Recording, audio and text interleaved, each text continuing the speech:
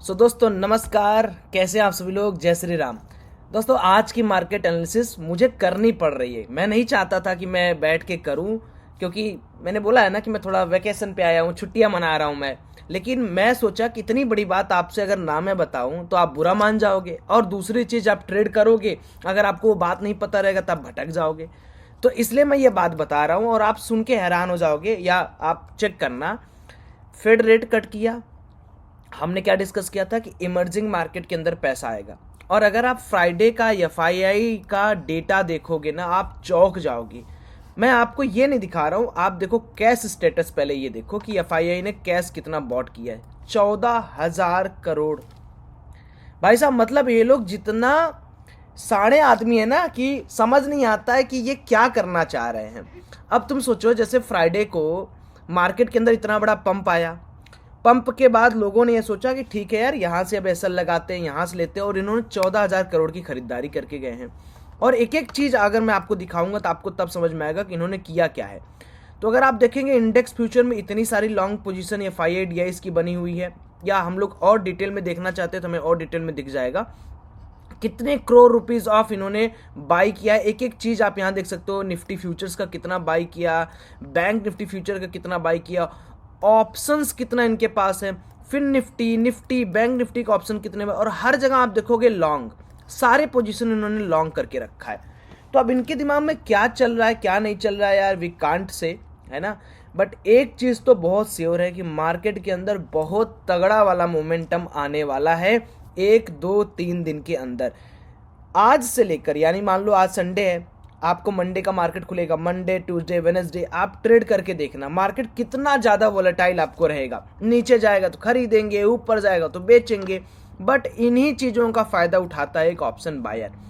आप देखो option sellers इस समय क्या है, सबसे ज्यादा तकलीफ में, क्योंकि ऑप्शन सेलर के पास ना अभी के लिए आप 4 रुपए का प्रीमियम बेच रहे हो, 20 रुपए का प्रीमियम बेच रहे हो, एसएल आप कितना लोगे। 10 वाला सेंसेक्स का प्रीमियम जो है वो 700 800 चला जा रहा है। एक दिन में अकाउंट खाली हो जा रहा है लोगों का। तो अभी के लिए हमें क्या करना है, मोमेंटम है, जिधर नदी बह रही है हाथ धो, पैसा बनाओ, निकल जाओ।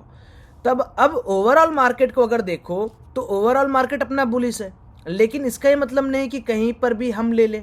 हमें भी तो एक प्रॉपर पॉइंट चाहिए ना भाई, कि हम यहाँ पर पोजीशन बनाएंगे, तुम्हारा पोजीशन कितना जाएगा, कितना एसएल होगा, कितना नहीं होगा। तो ओवरऑल जो मार्केट के अंदर कैश स्टेटस है वो है 14,000 करोड़, 4,000 करोड़ DIAs बेचा है। उसके बाद पार्टिसिपेंट वाई में FII ने 2 करोड़ खरीदारी की है और प्रो ने 5.46 लाख की, सॉरी करोड़ नहीं लाख।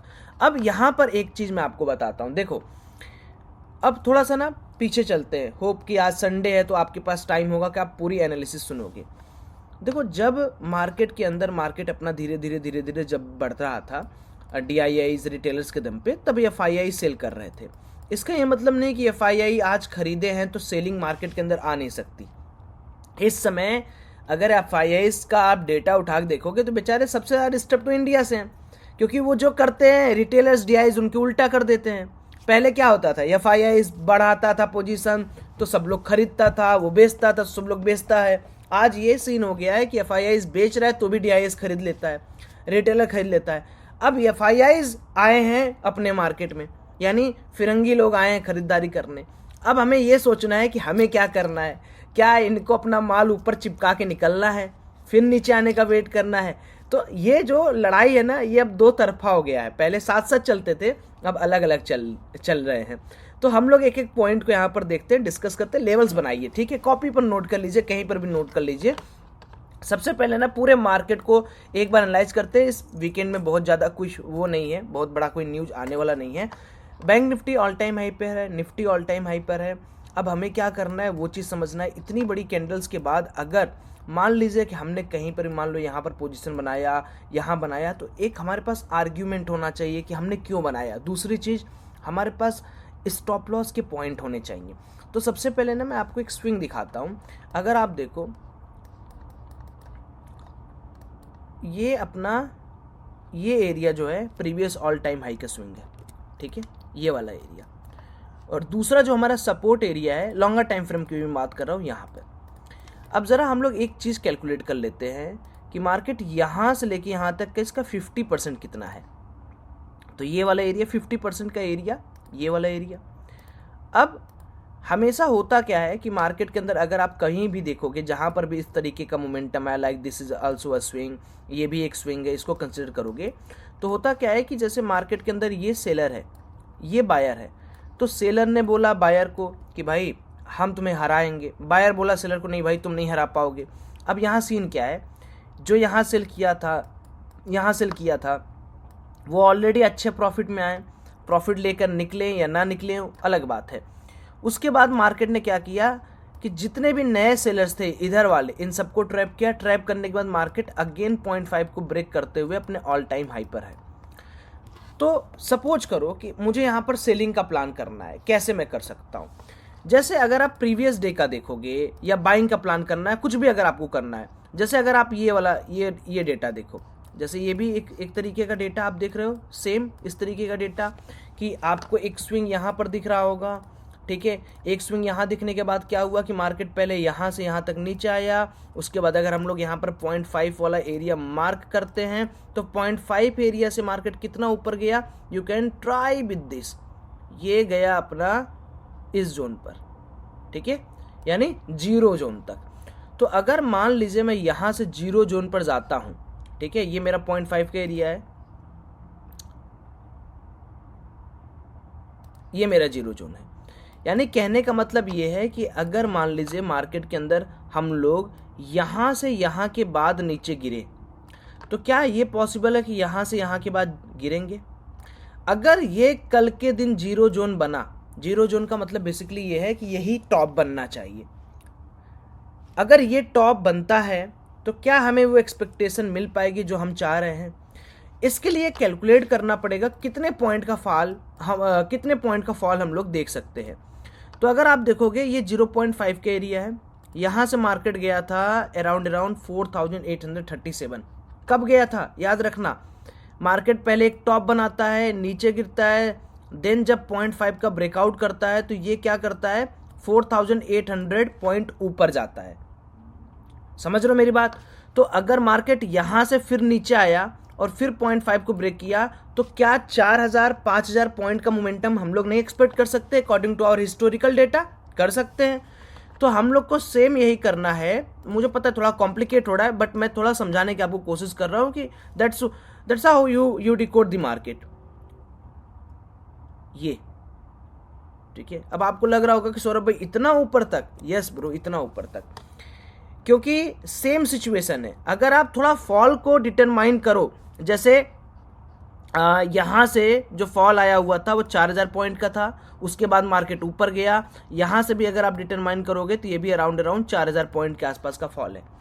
तो मैं हिस्टोरिकल डेटा आपको जल्द वाला बता रहा हूँ कि 4000 गिरने के बाद मार्केट फिर से रिकवर किया 0.5 के ऊपर जाने के बाद 4000, उसके बाद फिर मार्केट 4000 गिरता है एंड देन मार्केट रिकवर करना है। उसके बाद क्या हम लोग 4000 पॉइंट के एक्सपेक्टेशन नहीं रख सकते? बिल्कुल रख सकते हैं। लाइक दिस, जैसे यहाँ पर रखे तो वैसे यहाँ पर रख सकते हैं। तो हम ये कह सकते हैं कि हमारे पास अगर हम इस एरिया से इसको नापें, इस एरिया से, तो हमारे पास इतने बड़े का भी टाइम और है। मैं सब हटा देता हूँ नहीं तो आपको बड़ा कॉम्प्लिकेटेड लगेगा। होप मैं अपनी बात आपको समझा पाया कि क्या मार्केट के अंदर क्या देखना है, मतलब हम क्या देखने की कोशिश कर रहे हैं। तो यहाँ पर मैं एक प्राइस टैग लेते आता हूँ, ठीक है, उससे बहुत आसानी होगी हम लोग के लिए, वो हमेशा रह जाएगा ये, ठीक है।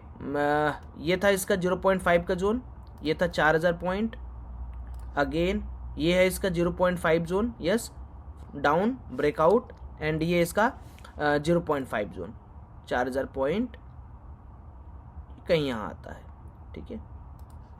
तो हमारे पास जो अल्टीमेट टारगेट है कि भैया हम वहाँ पर ये बोल सकते हैं कि हम लोग अच्छा खासा शॉर्ट करेंगे, वो ये है। अगर मान लो हमें शॉर्ट का प्लान करना भी है तो हम यहाँ नहीं करेंगे, हम यहाँ करेंगे।